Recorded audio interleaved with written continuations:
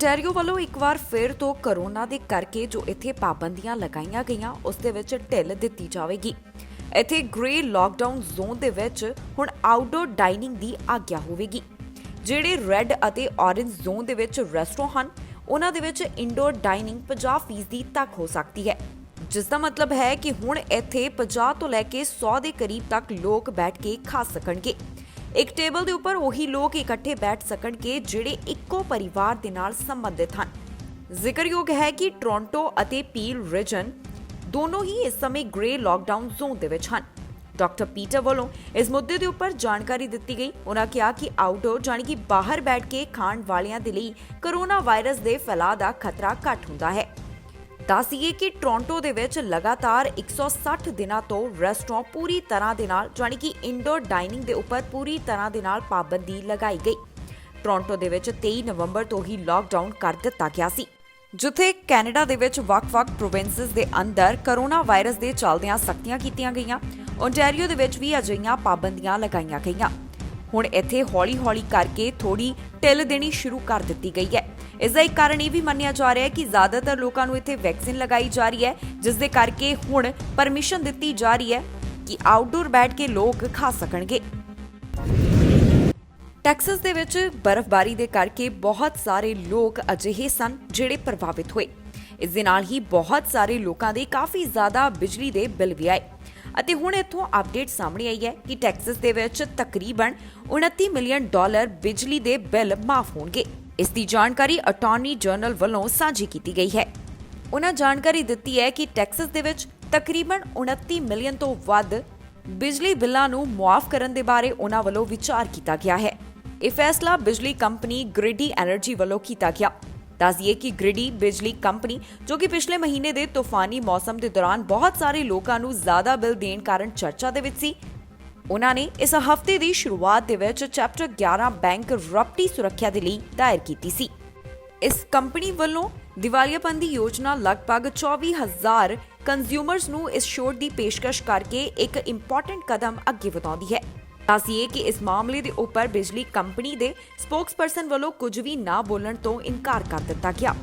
ਇਸ ਕੰਪਨੀ ਵੱਲੋਂ ਇਹ ਜਾਣਕਾਰੀ ਦਿੱਤੀ ਗਈ। ਉਹਨਾਂ ਵੱਲੋਂ ਇੱਕ ਬਿਆਨ ਜਾਰੀ ਕੀਤਾ ਗਿਆ ਜਿਸ ਅਨੁਸਾਰ ਗ੍ਰਿਡੀ ਨੇ ਸੂਬੇ ਦੇ ਬਿਜਲੀ ਗ੍ਰਿਡ ਟੈਕਸਸ ਦੀ ਇਲੈਕਟ੍ਰਿਕ ਰਿਲਾਇਬਿਲਿਟੀ ਕਾਉਂਸਲ ਦੇ ਸੰਚਾਲਕ ਦੇ ਗ੍ਰਾਹਕ ਨੂੰ ਵਿੱਤੀ ਨੁਕਸਾਨ ਦੇ ਲਈ ਜ਼ਿੰਮੇਵਾਰ ਠਹਿਰਾਇਆ।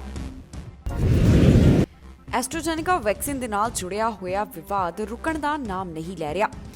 ਅਜਿਹੇ ਦੇ ਵਿੱਚ ਕਿਹਾ ਜਾ ਰਿਹਾ ਹੈ ਕਿ ਕੈਨੇਡਾ ਇਸ ਬਾਰੇ ਦੇ ਵਿੱਚ ਗਾਈਡੈਂਸ ਸਾਂਝੀ ਕਰਨ ਤੋਂ ਸੰਕੋਚ ਕਰ ਰਿਹਾ ਹੈ।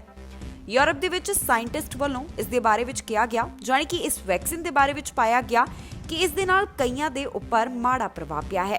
ਇਸ ਵੈਕਸੀਨ ਤੋਂ ਬਾਅਦ ਕਈ ਵਿਅਕਤੀਆਂ ਦੇ ਵਿੱਚ ਬਲੱਡ ਕਲੌਟ ਬਣਨ ਦੀ ਸਮੱਸਿਆ ਸਾਹਮਣੇ ਆਈ। ਉਧਰ ਕੈਨੇਡਾ ਪਬਲਿਕ ਹੈਲਥ ਆਫੀਸ਼ੀਅਲਸ ਵੱਲੋਂ ਇਸ ਟੀਕੇ ਦੇ ਬਾਰੇ ਵਿੱਚ ਨਾ ਤਾਂ ਕੋਈ ਗਾਈਡੈਂਸ ਦਿੱਤੀ ਗਈ ਅਤੇ ਨਾ ਹੀ ਕੋਈ ਅਪਡੇਟ ਸਾਂਝੀ ਕੀਤੀ ਗਈ ਹੈ।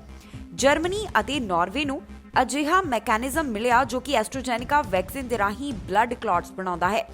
ਯੂਰਪੀਅਨ ਮੈਡੀਸਿਨ ਏਜੰਸੀ ਨੇ ਜਾਣਕਾਰੀ ਦਿੱਤੀ ਹੈ ਕਿ ਜਿਹੜੇ 20 ਮਿਲੀਅਨ ਐਸਟ੍ਰਾਜੈਨੇਕਾ ਸ਼ਾਟਸ ਦਿੱਤੇ ਗਏ ਉਸ ਦੇ ਵਿੱਚੋਂ 25 ਕੇਸ ਅਜਿਹੇ ਸਨ ਜਿਨ੍ਹਾਂ ਦੇ ਖੂਨ ਦੇ ਵਿੱਚ ਕਲੌਟ ਬਣੇ। ਇਹਨਾਂ ਦੇ ਵਿੱਚੋਂ 18 ਕੇਸ ਅਜੀਬ ਕਿਸਮ ਦੇ ਸਨ।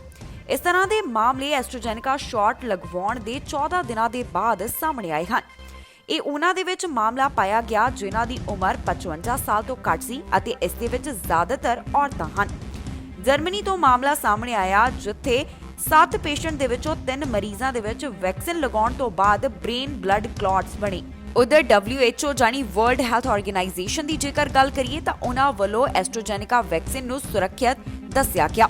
ਕੈਨੇਡਾ ਦੇ ਵਿੱਚ ਵੀ ਐਸਟ੍ਰਾਜੈਨੇਕਾ ਵੈਕਸੀਨ ਨੂੰ ਅਪਰੂਵ ਕੀਤਾ, ਪਰ ਉਸ ਤੋਂ ਬਾਅਦ ਇਸ ਵੈਕਸੀਨ ਦੇ ਨਾਲ ਜੁੜਿਆ ਵਿਵਾਦ ਸਾਹਮਣੇ ਆਇਆ ਜੋ ਕਿ ਸੀ ਕਿ ਕਈ ਵਿਅਕਤੀਆਂ ਦੇ ਵਿੱਚ ਇਸ ਵੈਕਸੀਨ ਲਗਾਉਣ ਤੋਂ ਬਾਅਦ ਬਲੱਡ ਕਲੌਟ ਪਾਏ ਗਏ ਹਨ। ਹੁਣ ਦੇਖਣਾ ਹੋਵੇਗਾ ਕਿ ਕੈਨੇਡਾ ਸਰਕਾਰ ਵੱਲੋਂ ਇਸ ਦੇ ਸੰਬੰਧਿਤ ਕੀ ਹੋਰ ਨਵੀਂ ਅਪਡੇਟ ਸਾਂਝੀ ਕੀਤੀ ਜਾ ਰਹੀ ਹੈ, ਪਰ ਫਿਲਹਾਲ ਕੈਨੇਡਾ ਦੇ ਉੱਪਰ ਇਸ ਗੱਲ ਨੂੰ ਲੈ ਕੇ ਉਂਗਲ ਚੁੱਕੀ ਜਾ ਰਹੀ ਹੈ ਕਿ ਉਹਨਾਂ ਵੱਲੋਂ ਕੋਈ ਵੀ ਗਾਈਡੈਂਸ ਇਸ ਟੀਕੇ ਦੇ ਨਾਲ ਸੰਬੰਧਿਤ ਸਾਂਝੀ ਨਹੀਂ ਕੀਤੀ ਗਈ। ਕੰਜ਼ਰਵੇਟਿਵ ਪਾਰਟੀ ਦੇ ਮੈਂਬਰਸ ਵੱਲੋਂ ਕਲਾਈਮੇਟ ਚੇਂਜ ਮੁੱਦੇ ਦੇ ਉੱਪਰ VOTING ਕਰਵਾਈ ਗਈ। ਦੱਸਦੀਏ ਕਿ VOTING ਦੌਰਾਨ ਮਤੇ ਨੂੰ ਫੇਲ ਕਰ ਦਿੱਤਾ ਗਿਆ। ਜੋ ਉਪਰਾਲੇ ਕੀਤੇ ਜਾ ਰਹੇ ਸਨ ਇਹ ਦੱਸਣ ਦੇ ਲਈ ਕਿ ਕਲਾਈਮੇਟ ਚੇਂਜ ਰੀਅਲ ਜਾਨੀ ਕਿ ਅਸਲੀ ਹੈ ਉਹ ਫੇਲ ਹੋ ਗਏ। ਦੱਸਦੀਏ ਕਿ ਪਾਰਟੀ ਦੀ ਪਾਲਿਸੀ ਕਨਵੈਨਸ਼ਨ ਦੇ ਦੌਰਾਨ VOTING ਕਰਵਾਈ ਗਈ। ਇਸ ਦੌਰਾਨ ਇਹ ਮੋਸ਼ਨ ਪਾਸ ਨਹੀਂ ਹੋ ਸਕਿਆ। ਪਾਰਟੀ ਪਾਲਿਸੀ ਡਿਕਲੇਰੇਸ਼ਨ ਦੇ ਵਿੱਚ ਇਸ ਦਾ ਇੱਕ ਲੰਬਾ ਵਿਸ਼ਾ ਮੌਜੂਦ ਹੈ। ਇਸ ਦੌਰਾਨ ਓਟੂਲ ਨੇ ਕਿਹਾ ਕਿ ਕਲਾਈਮੇਟ ਚੇਂਜ ਸੱਚ ਹੈ, ਇਸ ਦੇ ਉੱਪਰ ਡਿਬੇਟ ਖਤਮ ਹੋਣੀ ਚਾਹੀਦੀ ਹੈ ਕਿਉਂਕਿ ਇਹ ਅਸਲ ਦੇ ਵਿੱਚ ਹੈ। ਉਨ੍ਹਾਂ ਕਿਹਾ ਕਿ ਮੈਂ 338 ਕੈਂਡੀਡੇਟਸ ਨੂੰ ਲਿਬਰਲਸ ਦੇ ਝੂਠ ਦਾ ਬਚਾਅ ਨਹੀਂ ਕਰਨ ਦੇਵਾਂਗਾ। ਉਨ੍ਹਾਂ ਕਿਹਾ ਕਿ ਸਾਡੀ ਪਾਰਟੀ ਦੇ ਕੋਲ ਕਲਾਈਮੇਟ ਚੇਂਜ ਦੇ ਬਾਰੇ ਵਿੱਚ ਯੋਜਨਾ ਹੈ ਅਤੇ ਇਹ ਗੰਭੀਰ ਹੈ।